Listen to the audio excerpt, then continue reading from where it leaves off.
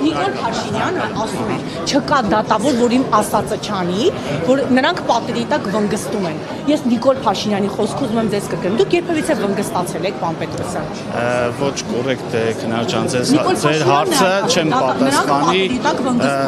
Չեմ պատասխանի այդ հարցին, ոչ կոռեկտ է ձեր հարցը։ Նիկոլ Փաշինյանի ասածը արել եք, ինքը ասում է չկա դատավոր, որ իմ ասածը չանի։ Որևէ անգամ որևէ մեկը որևէ հանձնարարություն չի տվել։ Ես գործում եմ բացառապես սահմանադրությամբ եւ օրենքներին համապատասխան։ SMS-ներ ստանում եմ իմ ընկերներից, իմ տան անդամներից։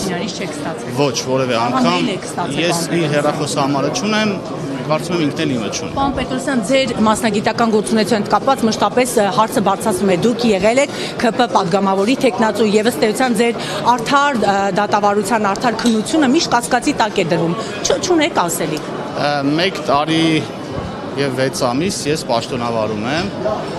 որևէ դեպք կարող եք մատնանշել, որ ես ոչ օբյեկտիվ եմ գտնվել եւ ոչ արտաշ ունեմ, բազմաթիվ ունեմ, այդ թվում նաեւ միջդատական վարույթի կալանքների վերաբերյալ ըստ էության քննվող գործերով բազմաթիվ դատավճիռներ, որոշումներ, որոնք բոլոր դեպքերում կտրվենք անձանցից, որտեղ ես բազմիցս իմ խոսքում ասել եմ եւ չեմ զլանան կկրկնեմ, որ ինձ համար անձինք կարեւոր չեն։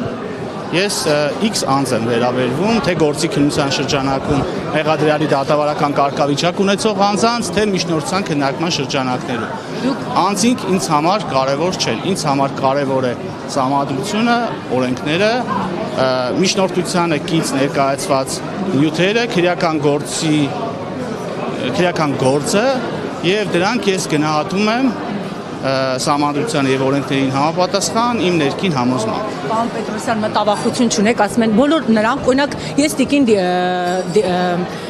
մարտի 1-ի գործով Աննա Դանիբեկյանին, օրինակ ինքը իշխանությունների սրտի որոշումը կայացրեց, բայց արդյունքում լիազորությունները դադարեցրեցին ու ճանապարհեցին տուն։ Մտավախություն չունեք, դուք էլ եք ճակատագրում։ Քնար ջան, ես որևէ մեկի սրտի որոշումը չեմ կայացնում։ Ես օրենքի սրտի որոշում եմ կայացնում եւ իմ որոշումները, իմ ակտերը բացառապես բխում են օրենքից եւ դրանք գնահատում եմ իմ խղճով, իմ ներքին համոզմունքներով եւ խիղճ ասելով մենք ինչ ենք հասկանում, որ ներքին սահման, որը չպետք է մենք անցնենք, այդ ներքին սահմանը պետք է պատրաստ լինի դիմագրավել ցանկացած մարտահրավերների։ Շնորհակալ եմ, պարոն Պետրոսյան։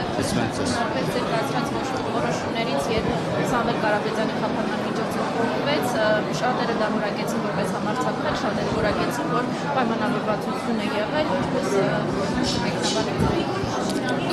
Ուզում եմ երկրորդ մասից սկսել, ինչ պայմանավորվածություն, եթե բացահայտեք ինձ հետ որպես դատավոր, դուք հարցը տալիս եք որպես դատավոր Սարգիս Պետրոսյան, չէ՞, ոչ թե որպես քաղաքացի Սարգիս Պետրոսյան։ Որպես դատավոր Սարգիս Պետրոսյանին հետ որևէ մեկը չի կարող պայմանավորվածություն ձեռք բերել, դատավոր Սարգիս Պետրոսյանը գործում է բացառապես օրենքով եւ իր խղճով։ Սա այս մասով հաջորդը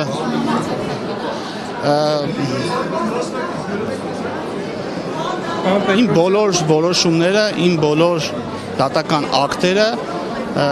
իրենց մեջ այո, որոշակի առումով համարձակություն պարունակում են։ Յուրաքանչյուր դատավոր պետք է լինի համարձակ, պետք է գործի սահմանադրությանը եւ օրենքների համապատասխան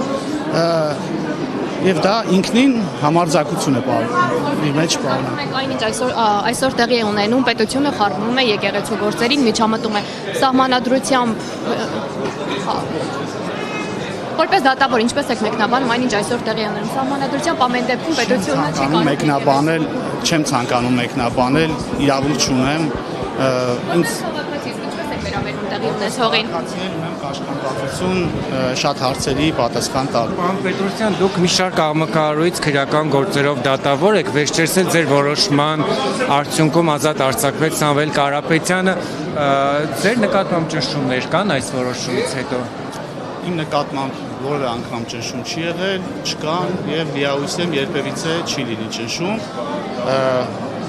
Դատավորի կողմից անկախ անաչառ դատական ակտ կայացնելու համար որևէ ճնշումներ չկան եւ չպետք է լինեն։